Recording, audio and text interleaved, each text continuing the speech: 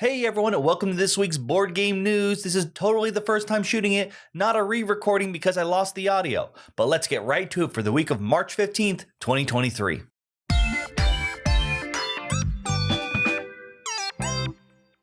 Our first story is about the Nebula Awards. These awards are designed to celebrate writers in fantasy and sci-fi. However, only recently, gaming is introduced with its own award, Writing in Gaming, back in 2019. Most of them have been awarded to video games, but last year, Thirsty Sword Lesbians was the first tabletop-related game to win the award. And this year, we have another great contender for tabletop that will hopefully continue the trend. Journeys Through the Radiant Citadel was a D&D campaign book that came with, I believe, 13 different adventures written by different authors to add or just explore yourself in your own campaigns. This is great news to hear, but it is up against some very tough competition. The other nominees include Vampires the Masquerade, Sins of the Sires, Stray, Pentiment, Horizon Forbidden West, and probably the big one, Elden Ring. Elden Ring has already taken home tons of awards when it comes to video games. So that's definitely the one I think a lot of people are going to expect to win, or at least the biggest rival compared to the other ones. I have played a couple of the other games, and while they are enjoyable, if I was a betting man, it would be on Elden Ring. But D&D is still a great experience, and this book will be no exception. Hopefully, our heroes here will be able to take down the digital titan.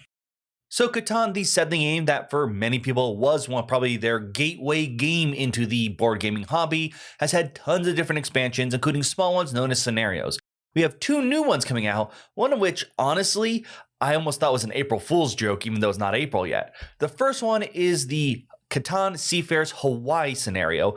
This adds new fishing locations and ways for you to send fleets out for some more actions and more powers. So a bit more to expand on your Seafarers expansion Catan if that's one of your favorites.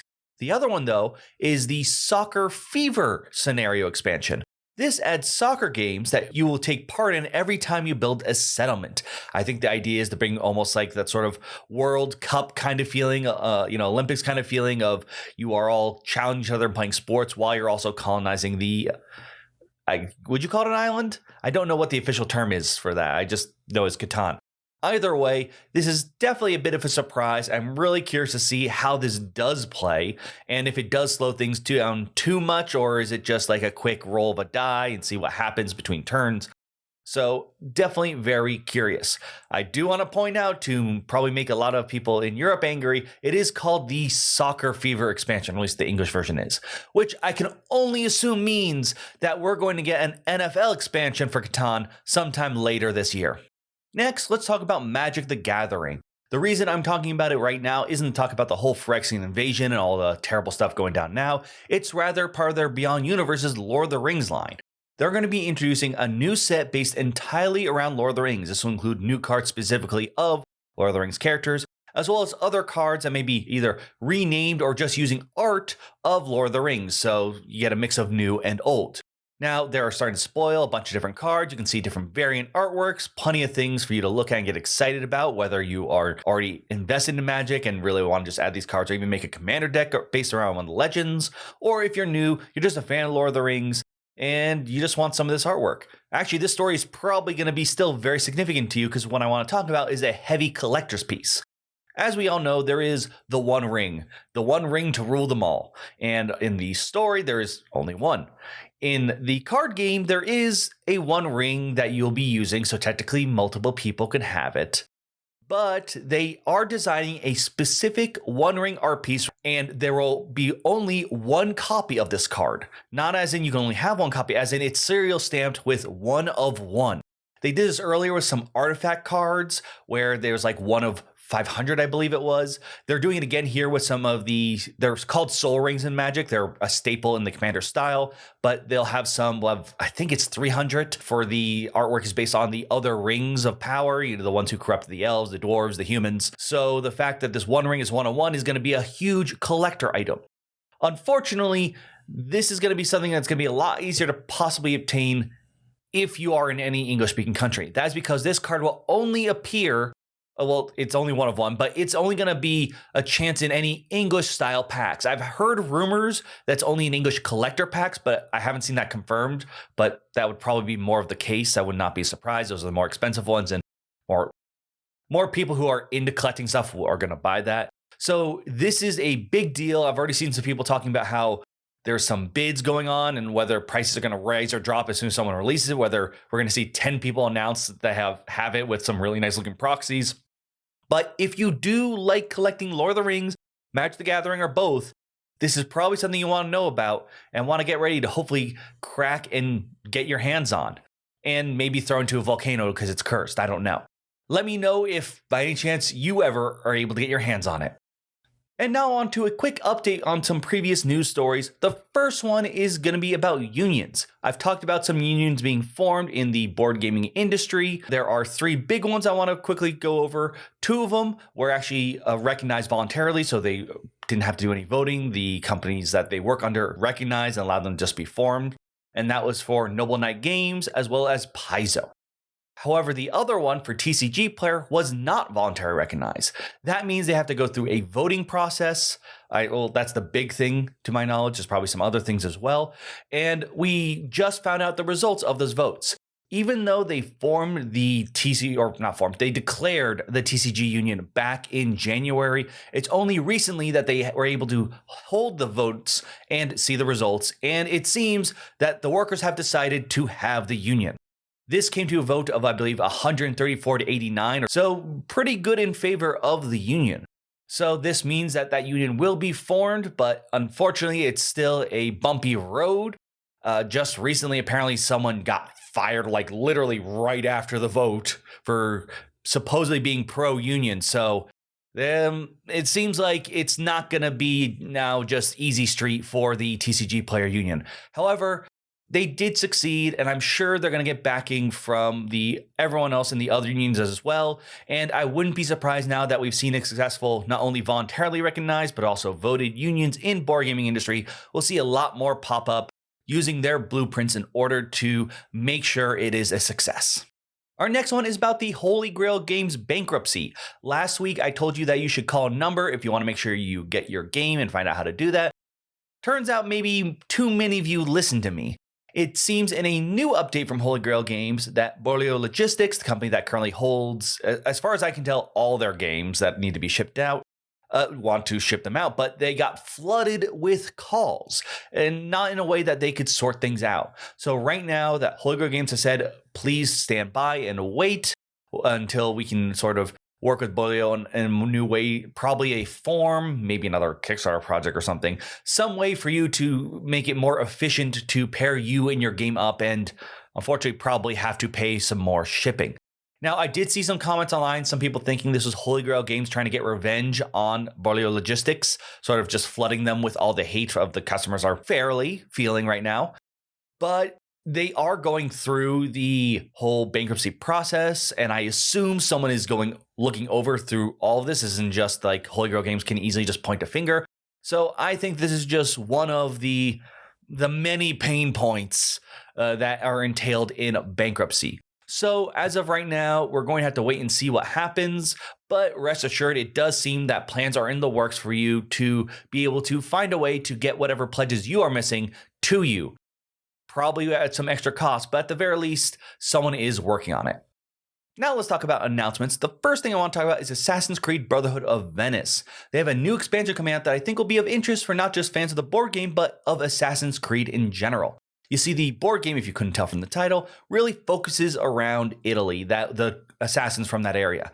However, the new expansion Apocalypse take place in I'm apologizing in advance, the Khmer Empire. I'm not sure if I'm saying that right, but pretty much where modern day Cambodia is aroundabouts. And this is a pretty big deal because to my knowledge, this area has not been explored anywhere in any of the media forms of Assassin's Creed.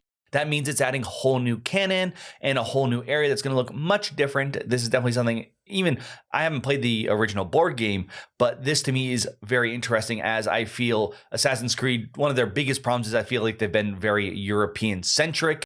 And I've actually enjoyed when they've gone outside of that area as it seems a bit more unique and interesting and obviously areas that we haven't told to us 1,000 times before. So if you are a fan of any Assassin's Creed or maybe just the board game, definitely something to keep an eye on. The next thing I want to talk about is Throw Burrito. They are getting a new expansion called Block Burrito, where you'll now have an inflatable tortilla shield to block the incoming burritos. Next, we have Zombicide with 2 new products, one going straight to retail, the other going into a crowdfunding, I believe, Kickstarter most likely. The first one is titled Rio de Janeiro. I don't know how exactly I'd say that as it's replacing one of the things, but it takes place in Brazil during Carnival. This one will be going to retail sometime in April. The other one is titled The White Death. This is actually going to be part of more Zombicide's fantasy series. This will be coming to crowdfunding and should be hopefully coming sometime soon. Not too big news, but Fantasy Flight revealed the new big boxes for the Circle Undone. So this is their new version of all the little sets in one big box. So you can pick those up for your Arkham Horror card game. And Renegade Studios has their new Diplomacy. We talked about earlier how Hasbro was giving Renegade pretty much the reins to some of their other games, and Diplomacy was one of them. This new version of Diplomacy will be available if you want to pick up and have lots of political fights sometime in August. And finally, not technically a game, but I still think very important, the Jack Vassell Memorial Fund auction is starting again this year. This auction started a little while back when Tom Vassell from Dice Tower's son, Jack Vassell, unfortunately died. And this is a way for you to help gather with your fellow gamers and help give to the community. So if you want to help out, definitely check this out. It will run until April 2nd.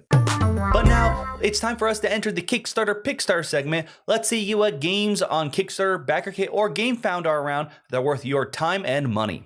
Our first project takes us through GameFound to the lands of Talislanta. This fantasy RPG actually first appeared back in 1987, and now this project is here to give us a new 6th edition. This game touts itself as its own unique world that doesn't use any of the usual fantasy suspects, as they really want you to know and make it very clear there are no goblins, elves, or orcs. So if you're looking for a new world to explore that has its own creatures, cities, and mysteries to discover, this game will definitely work as a great palate cleanser. And this does come from Everything Epic Games. This is a company I adored and does an amazing job with world building and storings to get you really into the game. So creating, or I guess maybe revitalizing an RPG seems like a no-brainer for them. So in terms of pledge levels, of course, usual, there's a digital and physical. For just the core book, it's 20 for digital, 60 for physical, but there's some other books as well. There's a player's guide as well as a monster manual. So you can get whatever you need for your game, unless it's elves. You're not going to find any of that here.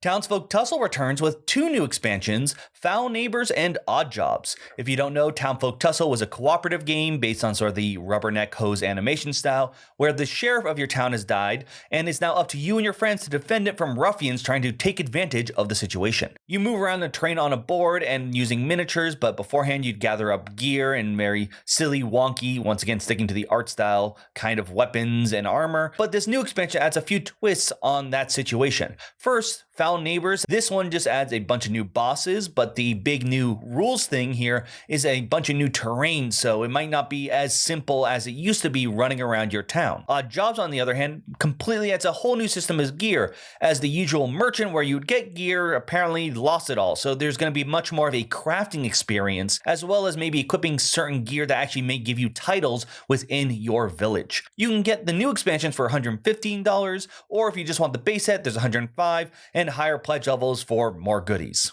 I talked about this last week, but now you can actually back it. The newest RPG from Free League Publishing, based on The Walking Dead, titled The Walking Dead Universe Role-Playing Game. And I will admit, while I haven't played this RPG, nor have I watched all The Walking Dead, I am a huge Alien fan, and Free League Publishing did also make the Alien RPG, and I felt that they captured the world and universe of Alien perfectly. So I have the same expectations for this RPG book, and have a feeling that Walking Dead fans won't be disappointed. The digital pledge here starts at around $29, with a core physical book beginning at $47. But that is all we have this week. Thank you so much for tuning in. Let me know your thoughts on any of these stories. Do you think you'll be the one to find the one ring card? Let me know your thoughts in the comments down below. Thank you so much for tuning in. Leaving a comment, like, sharing, subscribing. It's greatly appreciated. And of course, all my rollers on Patreon, love you so much. But for now, that's all the news for this week. I'll see you next time on the News Roundup.